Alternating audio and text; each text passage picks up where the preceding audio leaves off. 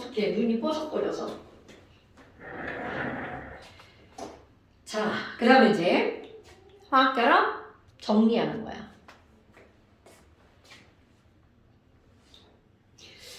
화학결합에는 세 가지가 있단 말이야.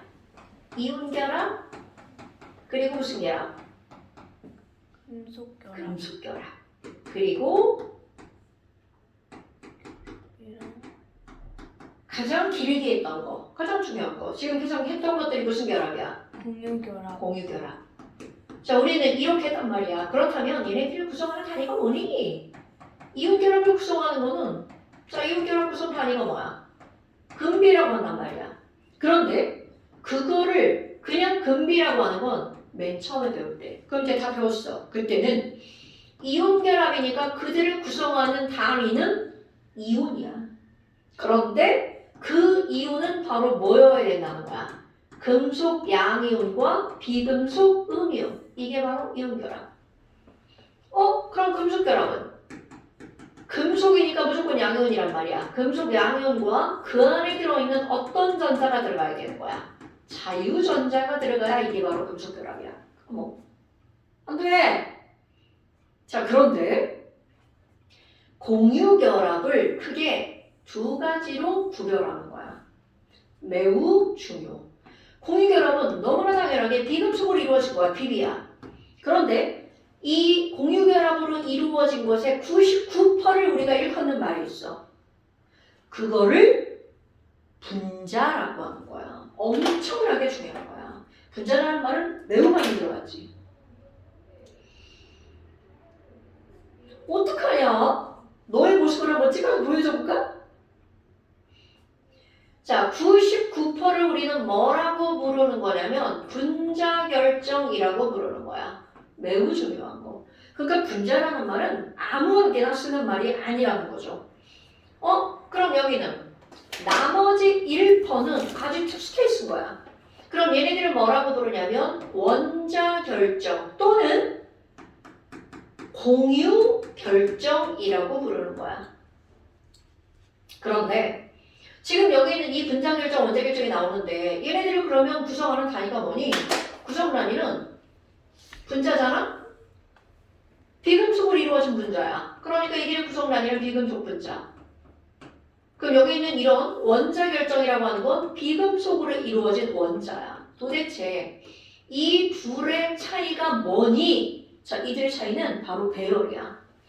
그래서 이들은 배열에 따라 달라지는 건데 매우 중요한 거야. 내가 여기다가 야, 우리 비금속 중에 가장 대표적으로 분자 중에 가장 대표적으로 물이야. 그럼 내가 이제 물을 그릴 건데 물은 곰돌이 대가리처럼 생겼잖아. 각도가 몇 도라고요? 물 각도? 120도. 지랄하네. H2O니까 180도. 어머, 지랄하네. 너 이렇게 찍어서 보여줘야 되겠다. 자, 물은 104.5도. 그러면 그 옆에 또 다른 물을 이렇게 그리잖아? 그러면 이 또 다른 물들은 지금 여기 있는 얘네들과 전혀 관계없이 완전히 어떻게 돌아다니는 거냐면 독립적으로 돌아다니는 거야. 이 물과 이 물과 이 물이. 그러니까 지금 여기서 배열이 어떻게 생겼어? 연속적이니 독립적이니? 이들은 독립적으로 배열되어 있는 거야.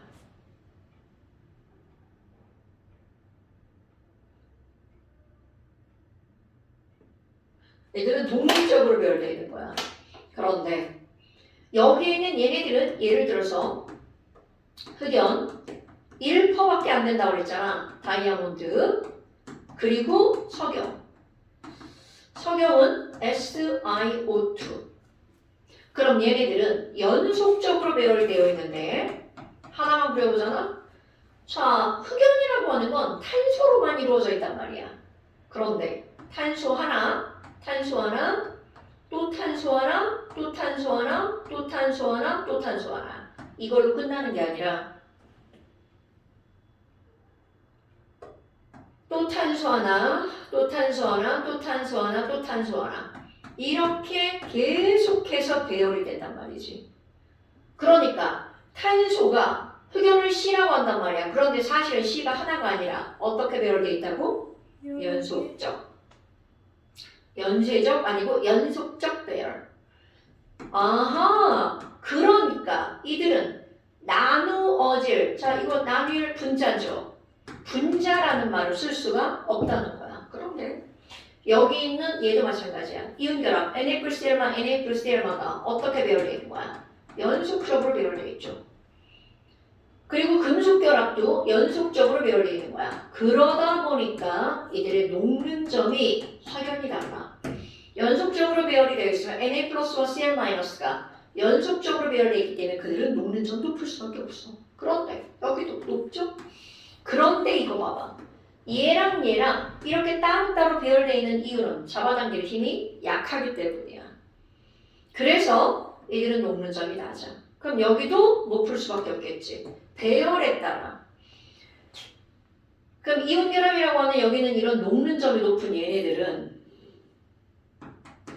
상온에서 100% 고체. 그럼 금속도 높아. 그래서 이들도 수은 빼고 다 고체. 그런데 지금 네가 알고 있는 기체들은 다 분자, 액체도 다 분자, 일부 고체도 있고요. 그런데 바로 요게 중요한 거야. 기체나 액체는 전부 다 분자라는 거. 그 다음에 지금 여기 있는 얘네 전부 다 고체. 그 다음에 이들의 전기전도성. 앞에서 이거 한 건데 전기전도성은 이온결합은 고체, 액체 그리고 이들 물에다 녹였을 때 고체에서는 상당히 강한 힘으로 빼곡하게 배열되어 있기 때문에 이들은 전기가 통하지 않고 가열해서 액체를 만들면 공간이 생기고 물에 녹으니까 전기가 통한단 말이야. 이들은 이온이 자유롭게 이동하기 때문에 전류가 흐르는 거. 그럼 이번에는 여기 얘 같은 경우는 금속은 원래 통하죠? 액체가 통하지만 물에 녹지 않아. 그럼 여기 있는 얘네들 분자랑 이들은 전기가 안 통하는 게 기본이야. 그런데 이제 문제는 뭐니? 전기가 안 통하는 게 기본인데 그 이유는 우리가 전류가 흐르려면 여기서는 이온이 이동해야 되고 얘네들은 자유전자가 움직인단 말이야. 그런데 공유결합 물질은 이온도 없고 자유전자도 없어. 그러다 보니까 지금 여기 있는 얘네들은 안 통하고 얘네들도 안 통해. 그런데 단 흑연 다이아몬드 석영 중에 흑연은 구조적으로 굉장히 특수한 케이스를 갖고 있는데 설명은 생략할 거고 흑연은 전기가 통한다고요. 그 다음에 이제 여기 예외 중에서 가장 중요한 예외가 나오는데 반드시 기억할 것. 바로 비금속 분자 수용액이야. 수용액 중에서 뭐뭐뭐 산자로 끝나는 것은 전기가 통한다고요. 그럼 이런 게 뭐가 있냐면 염산. 그 염산 같은 경우는 원래는 얘가 가스인데 물에다가 녹으면 HClAq 이거를 염산이라고 부르는 거야. 그 다음에 아세트산. 그럼 이런 것들은 물에 들어가면 CH3COOH가 H 플러스와 CH3COO 마이너스로 이온화.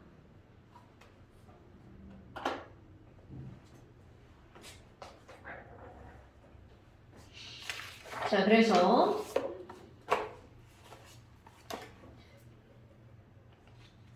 잠시 28페이지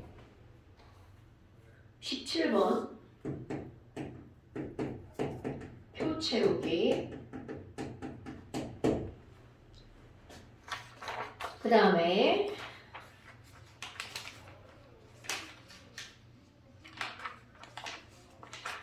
(91부터)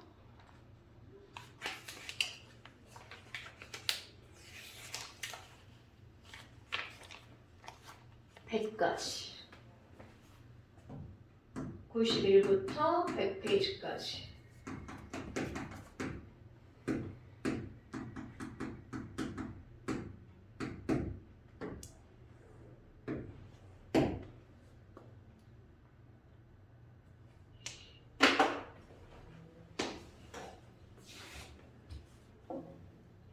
그리고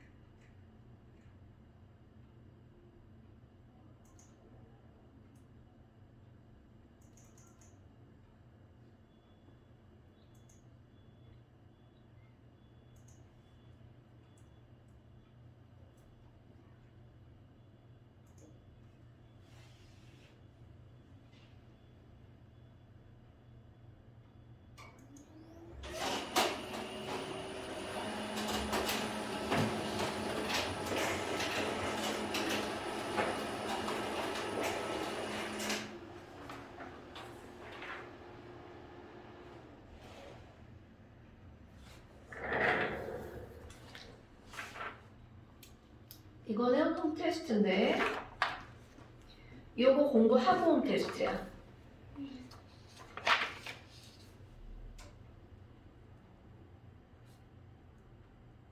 잠시 28페이지 공부하고 홈 테스트 찍어서 보내기. 공부해야 돼, 공부. 너 금요일마다 이렇게 준비하면 큰일 나. 저는 이게 습관이거든.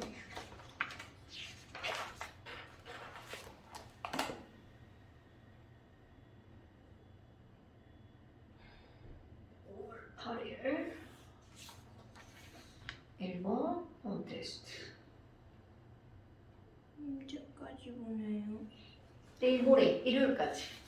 일요일날 한번 영상 보고